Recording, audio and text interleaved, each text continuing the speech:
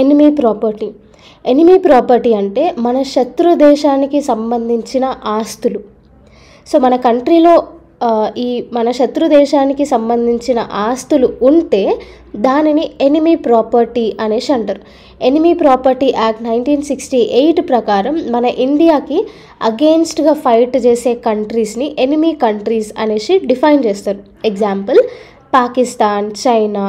ఇవి ministry of home affairs కింద custodian of enemy property of India పనిచేస్తుంది.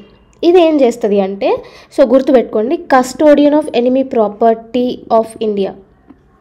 So ఇదేం చేస్తుంది అంటే ఎనిమీ ప్రాపర్టీస్ని ప్రిజర్వ్ చేయడం, కంట్రోల్ చేయడం, మేనేజ్మెంట్, సెల్లింగ్ అన్నీ ఇవే చూసుకుంటుంది అనమాట.